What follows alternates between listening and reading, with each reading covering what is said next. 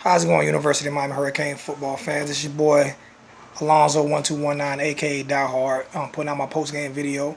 Day late. Today is Saturday. So I am a little bit late on putting this video out, but I want to put it out anyway.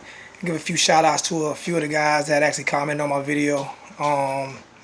We have Cliff Webb, who always, comes with some unique perspective, always talking good about the video. Agreeing or disagreeing, he always giving his comment. I appreciate it. Adam Clemmer, Rynell Robinson, Steve Gomes, and the Dolphin087 were all guys who commented on my video last week, so I definitely appreciate the comments. I made a comment on a video this morning once again. It's about, my best friend, all about the U83. Once again, giving a raving rant about what happened with the game last night. Can't think of anything positive about the game. He only can see the negative. So that's just who he is. I know he has a bunch of followers who agree with him on every bad thing that the University of Miami Hurricane football team does. So you do have those guys. I just don't agree with everything he said, but I do agree with, the defense. The defense did not play well at all. They gave up a lot. They got gashed a lot. They gave up way more than they should have gave up to a FAU team. There was no reason why the defense played the way they played. Well, then again, there is a reason. We have Coach Martin Arfield as our defensive coordinator, so that has a lot to do with the way they play. But, you still got to be a little optimistic. They are 2-0, so you only can go with, the results, even though they weren't the greatest results. You can go with the results. I did not like the way the defense played at all, though. At all. They gave up entirely too much. Just too much ground. The defensive line got manhandled. They got beat up by a FAU team, and that's just not good for the University of Miami to get manhandled up front by a Florida Atlantic football team. I know it's a lot of players from that city. I know it's a lot of players that played from Miami that's on that team, but there was no excuse, no reason for our defensive front to play the way they did. I want Coach D gone just as bad as the next person. I would like to see, a lot of change, but as I said in my first video, we have to ride this year out, hope for the best, prepare for the worst, and we'll see how it goes. If they win 10, 12 games, 10, 11 games, then it's a great season. If they go 6 and 7 again like they did last year, then Coach Golden and his whole staff is gone. So it's a win-win situation for us Hurricane fans. All we got to do is support the players, and that's my whole thing, and that's what I'm constantly trying to preach, to a lot of these YouTube bloggers out here. Even though it's things that you may not like about the program, there's things that's not going our way. We would rather see a different coach or a different staff, run this program. At the end of the day, this is the guy we have, and we got to support him until the end of the season. And if he wins, great season. If he loses, he fired. For like I say, I hate to keep harping on all about the U83, but for grown men to get up here and whine, bitch, and complain the way they do, constantly cry, throw temper tantrums all over YouTube. I mean, it's just stupid to me. And he says, if you drink the golden Kool-Aid, you're not a fan. You're this, you're that, you're a sucker. All this and all that. But who's the biggest fool? Who's the biggest sucker that you got to get on videos constantly every week? Cursing and crying and complaining, and think that it's okay. So once again, the clown is being a clown. He's being an idiot. He does what he can to get views. And I guess people like a jokester. They like people who be stupid all the time. So, keep following that idiot. Keep listening to him. I'll keep listening to him because I get laughs off of him. But, it is what it is. But for, Brad Collier, he didn't have a great game, but very efficient, 280 was 88, 89 yards, touchdown, no picks. Joe Yerby were almost 100 yards receiving. Over 100 and 10, 15 yards rushing. I don't know the exact stat. But the one thing that I was disappointed in was the tight ends, again, did not show up at all. I have no idea what's going on. I don't know if James Coley is not getting them the ball or they're not getting open. But the middle of our field looks horrible. Our tight ends are not catching balls. They're blocking, but they're not catching any balls. They're not a threat in our offense right now. And I know Stacey Coley and Braxton Berrios was out. So, the receiving core was a little thin, But at Rashawn Scott, Herb Waters had pretty good games. And our middle of the field receiver was Joe Yerby. You go back and look at the game, he dominated the middle of the field receiving the football.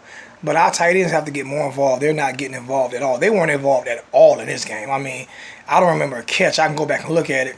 But our tight ends weren't involved at all in this game. I think that has to change. In order for us to win, we got to play Nebraska next week. In order for us to beat Nebraska, man, our tight ends going to have to get more involved in the game. And they just weren't involved at all. So, you know, got to start working on that a little bit better. But I think overall, you know, they were decent. You know, the offense was decent. They weren't great. They weren't electrifying. They didn't really have any deep plays. I think they had one. They took 2 shots the whole game. So they didn't really have any deep plays. They need to get more. I think they need to be more aggressive. I don't know if it's because they were playing FAU. And, you know, they kept saying during the game that maybe they weren't showing their whole hand. I don't believe that. You know, I mean, I believe if you feel like you can do it, you're going to do it because you're not worrying about what another team is going to think about you because they got to stop you. So it just didn't seem like though the offense was clicking on all cylinders. And against FAU, you have to be better than that. And we just were not. We were not good last night. I mean, it was an okay game, but we were not good. It was nothing to be real optimistic about, you know, with that performance, except for that we won the game and we're 2-0. You know, and I do believe that we can beat Nebraska. You know, there's no doubt in my mind I believe that we can beat Nebraska. I definitely know that we got more talent than Nebraska, but it's up to our coaching staff to put our talent, you know, put them in the right positions to where we can, you know, actually dominate that game. Like I said, I do believe we have more talent. Our defensive front just, oh man, I can't keep saying how bad we looked last night. We let an FAU team march up and down the field on our defensive front. I am not encouraged by that.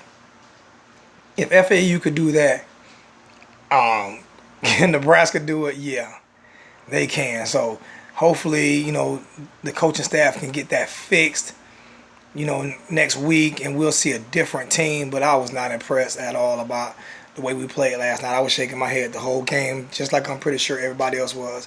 All Hurricane fans, you know, was just shaking our head like, let's not do this again. Not another year of this. So, I mean, all I can do is say, hey, you know what I'm saying, we won the game, be positive about the game. We did win the game. But hopefully they make some changes next week. We have a lot of changes to make in order for us to beat Nebraska. And our schedule is pretty tough. You know, we do got Clemson this year. We got Virginia Tech again. You know, we always play them. Got Florida State again. We always play them. That's going to be the monster game. So we have a tough game. We have a tough schedule this year. So, you know, hopefully, you know, they'll get it together. But last night did not look good. Any comments, please comment on my video if you have any comments. Anybody wants to say anything, still be positive, upbeat, all about the you, all day, every day. Throw my you up, you swag. Holla at your boy if you got anything to say. Just keep the positivity going. And like I say, whether or not we win or lose, it's a win-win situation for Hurricanes.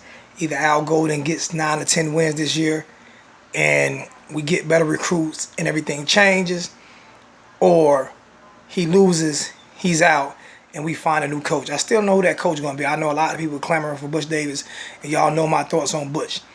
Butch abandoned ship, ran to Cleveland because he just felt like he was going to get more money, and now he has this sympathy trip and all these sympathy guys that want Butch back. And he did build the greatest Hurricane team of all time, but he didn't see the job through. He quit.